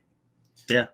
Yeah, I Yeah. could. These And kids- you don't know how people are going to react. Yeah, I mean, you could have a physical reaction to that, like defense mechanism that kicks in, and just be like, you know what what the hell's going on? I'm saying this right here, right now, that if I ever end up on one of those stages and these goobers end up on there, they're going crowd surfing. That's because, like, Yeah, no, I get it. not I don't want to go political or anything, but protesting to annoy people to get them to pay attention to your cause does not work for me. I do the opposite. Yeah. You're gonna get that. You're gonna get that Monoko man grab from Thrasher here. He's gonna level up too. Where's the next one? I'm level 2 now. If you are Oh, interested in man. what they protested on, check out King Hippo's blog. Oh man. Yeah, that's a tough one to deal with because I mean, I don't want to get into any kind of like political debate like guns and stuff like that. But then it's one of those things. It's just like the people that want to ultimately do bad things are gonna do bad things and find a way. And it's just like you kind of have like almost like levels or tiers of those kind of people where like some people are going to be deterred by like the simplest thing, or it could just be a simple, hey, what are you doing? And that guy just like chickens out, right? And then there's those other people that are just like, they just have it in their mind that this is what they're going to do. And how do you stop those people? That's the thing. Like you can only have so much security to a certain point, and then it's just like you're at the point to where you're just being an inconvenience, really, like you said, like at Evo. And it's just like, yeah, we're gonna do all the security to hope you guys make you guys feel safe, but now we're running behind schedule. So yeah, we're gonna need to stop that. I can't even get people to stop mashing jab on their wake up against me. I don't know how I'm gonna get them to stop doing all this other shit. Hey, that's like my only viable option, right? It's a guy who brings in a gun and says he needs it. Yeah, I need a reverse. Christ. Give Sim an invincible reversal, and then we'll start talking. Then I'll stop jabbing. I'll start jabbing on wake up. High volume jab. Oh man. I guess just to kind of the last thing that I wanted to talk about on the show today was while I was watching all these events, and we talked a lot about stuff outside the game, but within the game, like I've seen a lot of top Japanese play recently, and it's particularly around my character. Not even just Japanese play, like Valmaster. I've seen top French play. There's a Korean player named Lashar who's fantastic. But like I've been seeing how they've been playing and how different that is to, like, I guess me, really, where like I feel sloppy compared to how the Japanese play, and that's mainly due to this thing that I've seen recently happening over and over again, which is any kind of drive rush, like button in a drive rush, crouch medium kick in a drive rush is everyone's favorite, stand fierce in a drive rush, into crouching jab. So it becomes an enhanced crouching jab. It becomes +2 on block. And because it's a button DRC into a jab, it's a true string so that people can't DP through it. So then what ends up happening is you get in this +2 range, or this +2 scenario where they're in throw range, and you can shimmy, and you can do whatever the hell you want. Like if you have a dive kick like Mike does, or I have air legs, or forward roundhouse, all this other bullshit. And so it's a super like stable mix up, because you can also kill parry with it too, and you can kill anybody mashing buttons, and to the point where like I feel like it's defining the game. Like every Japanese player I'm seeing is doing that. It's just button DRC jab into either a frame trap or a shimmy mainly. And I was curious if like, so that to me like strikes me as like the meta of the game has evolved since I've kind of like started paying more attention. And I was curious if like, are there any like big trends in gameplay that you guys have seen recently, or like have you guys got any commentary on the drive rush jab stuff, anything like that? I think the drive rush jab thing is really good. Like I hadn't been using it, but I started to use it a little bit since you and I spoke about it, off stream. But it's fucked up. Yeah, Isn't it's it? pretty good. It's Street Fighter 5, dude. You get to play Street Fighter 5 to them, and they got to deal with. I don't know. Yeah, but it's not one thing is not as punishing to people who don't want to block. You know, like it does hurt them, but it's not the same as like if you hit them with a different button. So I do think there's a place still for doing like a medium punch or whatever, but it is super strong, especially on like a wake up situation. Yeah. Because Yeah. then what you do is like the drive rush gives it away, and then they perfect parry you, right? So now you've conditioned them to parry on their wake up, and that then like it's open season at that point, right? Yeah. Oh man. And then like DJ, everyone's been talking about DJ being ridiculously strong too, right? Do you guys have opinions on DJ? Is he as good as the world says? I don't know. Scott's been giving me hell lately, and the latest thing he's been doing is he's been spamming crouch medium kick, which is his sweep, his other sweep, and I don't know if he learned it from like playing other Dawson players or if it's just something that he just started messing with, but like it's I don't know. I don't think the frame data is like super great, but it's just like it's active and it stuffs like a lot of my normals. And as a sim player, that fucking sucks in that matchup because like I'm already struggling to deal with like his fireball game and the drive rush and stuff like that. And now it's like even my like the down forward fierce that hits low, like it's hitting that. It's hitting, hitting my stand normals and stuff like that that would normally kind of like clip those and like that little damage that I would take, and it's I got to deal with that, and it's knocking me down, and then it's dealing with DJ's drive rush, and then I don't know if you saw the gift that I put in the thing. I put Usain Bolt because that's what I think it is. he's so Is he's in so your damn ass. fast. Yeah, he's so damn fast, and I'm just like, then then you gotta figure out what then it's time to guess really. So like I think if I had to place him, I still have him in the. I think I would put him in the top 5. Like it's always between, for me. I think it's been between him and Chun Li, kind of like in that other spot because it's been like JP, Ken, and Luke. I think Cammy's up there, and then it's been like Chun Li or DJ. Yeah, Oh, that's Guile. what I like to hear. Not jury then. No, Guile.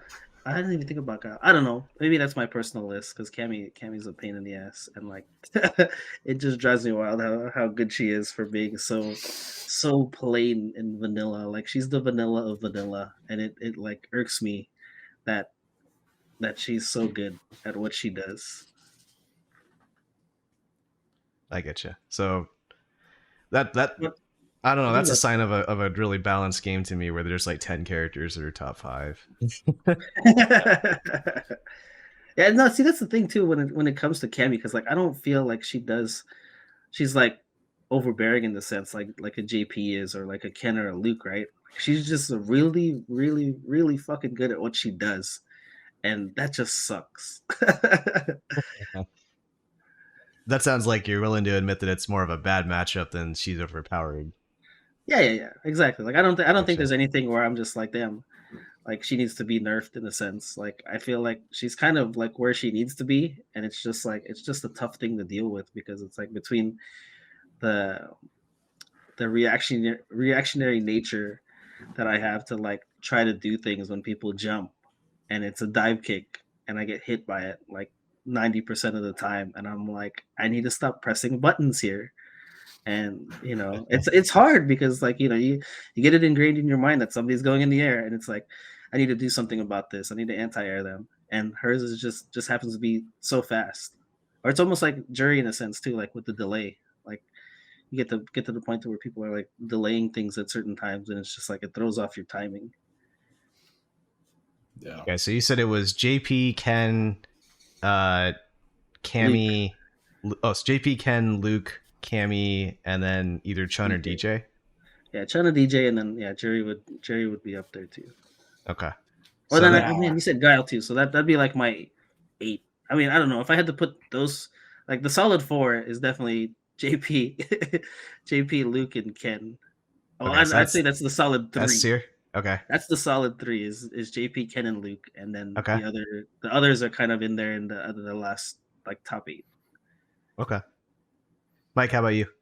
What's your top 5, top 8? So I think Ken and Luke are arguable. Like who goes first? You could swap them in and out. Depending Okay. on the day, I'll feel like Luke or Ken. Who beat me today, right? Yeah. I would say JP would be third. Okay. But JP's a decided third. Worse than Luke and Ken to you? Yeah. I Wow. think I just know the match. I can't sit here and like win match after match and be like, man, JP is the best character in the game.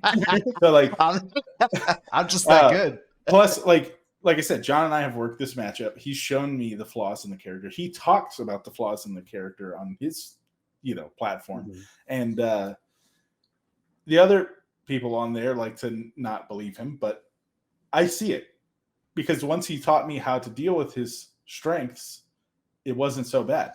Yeah. And he is good. Like, I'm not saying he's bad. That's why he's top 3. But his flaws are very easy to find once you know where to look. Good luck finding the flaws in Luke and Ken. Yeah, Ken. Yeah. Ken, good Lord, man. Then I would say, so 4th would be... Does it even matter? I mean, I feel like anyone who's not those top 3 is like in line with everybody else. But I would say, I think, same thing. Yeah. We agree that that's S tier. Those top 3 are S tier. So who's on the tier like right below them? The tier right below them would be Guile, Cammy, DJ,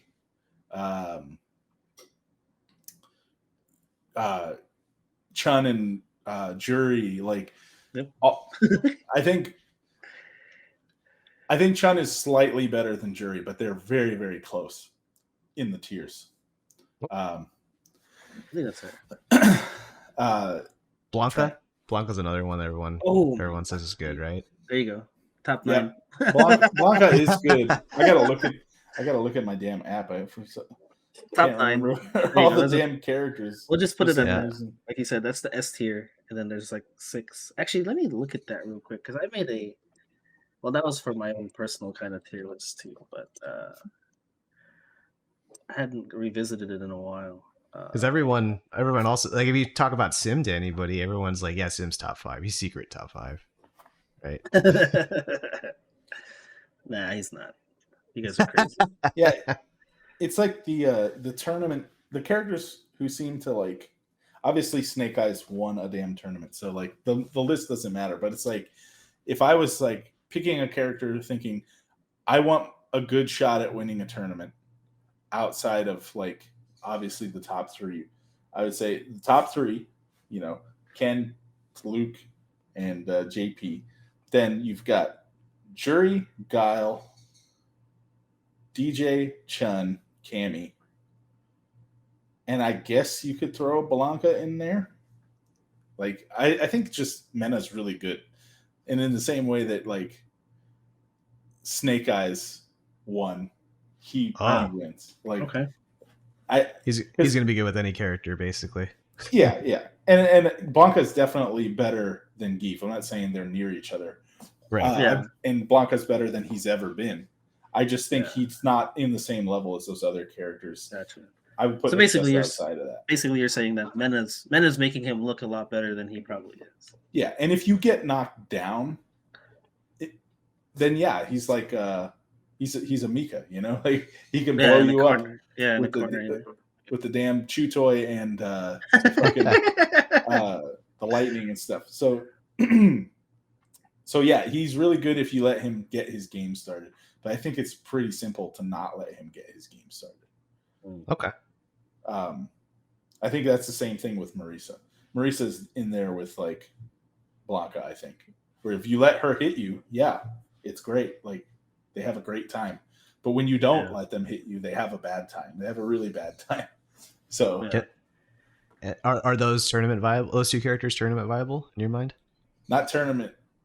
How many things have they won since the initial launch of the game? Like I know Big Bird won the first thing with Marisa, right? Like the Red Bull Kumite or whatever. Yeah, the Kumite, yeah. And then Mena did really well with Blanca right out the gate. Yes. But I'm not. I don't follow tournaments probably as much as you guys or anyone. To be honest, I don't watch them that often. But I haven't heard anybody. I haven't heard anybody whine and cry about them, so that's how I know they haven't won anything. Well, speaking of the whining and crying too, is that again, if you look at social media, you would basically hear that Street Fighter 6 sucks. And so I wanted to ask you all, as like, has your opinion on the overall balance of the game changed at all? Does this game still hold that title of being the most balanced first iteration of a Street Fighter game, or has it kind of lost its luster? By far, for me, it's the most balanced. The fact that we have to sit here and argue who the best character could be, or the fact that it's 2 at the end of 5, at the end of having 7 years to balance the game properly, it was very clear that Luke was the best character. Yeah. Like there was no debate. If you had to debate on it, you either didn't know what the hell you're talking about, or you only fought terrible Lukes. To 5's credit though, like after Luke, there were like 5 characters in top 3 at that point, right? I agree. Cody, Poison, Sim, like there were like a bunch of different characters, or Chun was up there too, right? Yeah. But yeah, and then sorry, Benny, how about you? What do you think about it? In terms of balance, yeah, I feel it. Yeah, I mean, like Thrasher said, I mean, the fact that, I mean, we have a solid 3. I think most people would agree with. But then beyond that, like, yeah, it's kind of muddy in terms of like the next 4 to 6 characters that that are there, and like, yeah, like I said, I mean, I don't know, I don't feel like there's anything in particular that like I think is, I mean, I don't know, maybe I don't want to say that right now because I haven't fought any good Kens recently, and then like every time I do, I'm like, this character's stupid, and like and gets away with stuff that they shouldn't, and it's just like, yeah. But I mean, I don't know, it's just, I think the biggest gripe people still have is like the whole amnesia thing with JP. But then other than that, it's like, I think most people would like kind of do slight adjustments to like maybe frame data and things like that. But I don't know if those would be necessarily like tier changing in a sense. Like I think there's little changes you could make to some of the characters where it wouldn't like break the spirit of like who they are, but it would still kind of make them a little bit more fair. My best frame of reference is like looking at Street Fighter 5, and for season 1 of Street Fighter 5, there was a clear top 3 in that game too, right? There was Ryu, Chun, and Luke, if I recall correctly. But there was also like a pretty decent set of characters underneath that for season 1 of Street Fighter 5. Oh, sorry, no, not Luke. Nash. Sorry, Nash. Yeah, Ryu, Chun, and Nash. That's not even the top 3 that I've heard of the most in season 1. Yeah, really? Who was top 3 for you in season 1 for 5? Ryu, Chun, and Mika. Yeah, I was gonna say Mika. Yeah, I forgot about Mika. Yeah, I forgot about Mika. Yeah, Mika when she had all her broken shit. But it was like Mika and Claw and Cammy and Nash. Then if you don't think Nash is top 3, like there was also like a decent chunk of, well, actually after that though, all those other characters were kind of ass. Like there probably was just a shittier Ryu. Ken was just a shittier Ryu. Karen was a shittier Chun. All right, maybe not. And then in Street Fighter 4, it was like Sagat and Ryu and Akuma and Seth maybe, but nobody really, like there was a lot of like undiscovered potential, right, in those older games, I think, for when people would claim their top 3. And in Street Fighter 3 New Generation, everyone says that game just didn't work. So it's funny because like you go back and if you think about I wasn't playing at the beginning of 4, but the little bit I know about it, I don't think. Do you think Sagat would still be considered the best character? I know you had. No. Yeah, No. that's We what I'm talked. saying. Yeah, we actually talked about that last episode. I think in the end, like if that game had time to develop, it would have been Seth. Seth, because he had some stupid stuff. Then he had the yoga sniper at that time too with the jump fierce.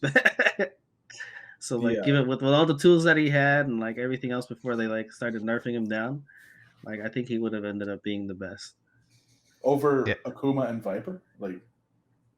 I would have put Akuma top 3, but I could make a case for all 3 of those characters. Cammy or Gen as well. Oh yeah, Viper and Vanilla would have been. But nobody knew what they could do at that point, right? Like, Yeah, exactly. No, yeah. So everybody leaned on like who. Potential. Yeah, everyone was like, who could do the most damage instead? So that's why Sagat became like the stable tournament character, I think. Yeah, and he had the most health too. I thought he had he was up there in extra health. Man, dude, I just remember like you would just be playing and then the guy would just mash DP FADC and then you'd lose 2/3 of your health and be like, that or the forward roundhouse. You just get forward roundhouse. Yeah, you jump at him in forward round. At least there you jumped at him though. Like yeah. at least you kind of deserved it. But like if like mashing uppercut with 2 bars, like oh man, that's forever gonna not be my jam.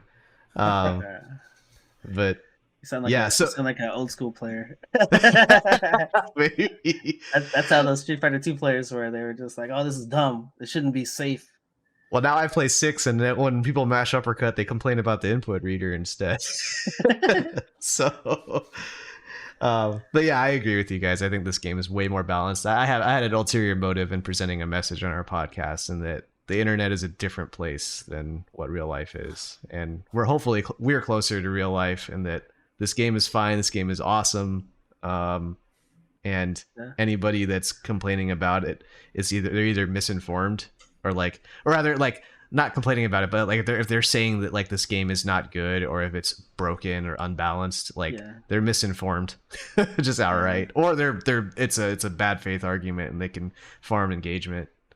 Yeah, honestly, like I don't know, like I'm at the point to where I'm just kind of like tired of seeing a lot of it too. It's just like I kind of just ignore it, and I don't really engage with anybody, but it's like I just try to ignore a lot of the negativity that comes out with people about certain things because it's like, I mean that's been my general mentality when it comes to fighting games anyway, right? It's like it's not that the game's broken or this character's broken, right? I mean there's stupid stuff that you got to deal with every character, and it's just like you gotta that's part of the fun of it all. It's just kind of like figuring stuff out, dude. Like even before 6 came out, like being in the FGCs like for the past couple of years, like you would think that like Strive personally offended some people, like Guilty Gear Strive, and it's stuff like that where it's like I think it's just par for the course now for any new game that comes out. MK1 is getting a bunch of shit thrown at it right now too, right? Mm-hmm. Like I just feel like every game that's going to come out is going to get negative reception no matter what we do. Like there's just no pleasing everybody at this point. Yeah, Tekken 8 already kind of started that with their beta in terms of like the changes that they've made to like the legacy, because that's been the big thing with Tekken, right? Is like if you were good in Tekken 4 and you know how to Korean backdash and do all this stuff, like you should still be solid in these new games. And like they've changed a lot of stuff, and like I don't know what's changed since the second beta or whatever they had, but there's been a lot of negativity with that game too from the OG players. That was happening even before the open beta though. Like it was just like the preview that Harada ran, and it was a PowerPoint presentation. Like I felt like I was in corporate America where people were getting mad about PowerPoints again. And it's like, this might be different. I'm mad. I want to make a bunch of videos about it now. The thread through both of those is that I don't know about MK, but certainly Guilty Gear and Tekken, it sounds like it's a lot of I don't want to say OGs because they don't even have to necessarily be OGs, but people who were used to the legacy game that now has changed. The legacy is gone, and you have to relearn some stuff, so people don't like that. Maybe that's the thing with Street Fighter, because I mean that's always the argument, right? It's just like, oh, this isn't true footsies and all this nonsense, right? But it's just like if you played ST and some of these other games, it's just like all these games are different, and it's like maybe for us Street Fighter heads, like we're just used to that, right? Or we're used to the next iteration of the game, like introducing some kind of new mechanic and having to learn our way through this game. And like, yeah, there's still some aspects of neutral that can carry over from different games or from different Street Fighters, but overall, like you still got to learn this whole new system, and like we're used to that. Those Tekken guys, it's just like, yeah, like I said, like if you understand movement in that game and how to move, like you're already ahead of anybody else. Dude, like when I was talking about crouch medium kick DRC and a jab earlier, like I've seen a lot of people on the internet call it a neutral skipping tool, and I'm like, wait, you blocked a crouching medium kick, isn't that neutral? Like, how is that skipping neutral if you have to play neutral to start it? Like I don't know. Like anytime someone starts talking about skipping neutral, I'm just kind of like, well, jumping skips neutral. Yeah, you know, like that's usually a dead argument. Teleport skip neutral. Well, you don't play neutral. You play sim. That's gonna forever be my argument. You disqualify yourself from playing neutral. You don't have to. It's always the person who's probably the least qualified to talk about what neutral is that like is making that argument of this is a neutral skip tool. It's like, bro, I've seen your neutral before. Like it's you're the guy that did the Ken run into the DP to start the game. I was talking to a friend about that, and he said that it's not that people are skipping neutral; it's that people don't like to guess wrong when they're +2, or when someone's +2 in their face. So that means I'm gonna do catch me new kick DRC jab more. That's so good. Cool. Well, that's all I had to talk about for the show today. Benny, have you got anything more? Mike? Nah, I'm good. Man, this one ran pretty long too. Yeah, my bad. I kind of squeezed in a couple extra topics there. But you can find us on Twitch at... Oh, actually, Mike, do you want to do any shout-outs before you head out? I mean, she'll get mad if I don't do it, so shout-outs to my wife. No, yeah, she allows me to play the games when I should probably be spending more time with her, So yeah, shout outs to her. Shout outs to Jon for being a good training partner. And shout outs to both of you guys for having me on. And shout outs to Brandy again for showing all these people that if you don't put in the work, you're going to get your ass whooped. Shout outs to the whole scene. Nice. Couldn't say it better myself. Everyone's awesome in our scene. You can find us on Twitch at twitch.tv/Spiral Series, YouTube at youtube.com/Spiral Series, and on Apple Podcasts and Spotify under Absolute Guard. Thanks, everybody, and have a good night.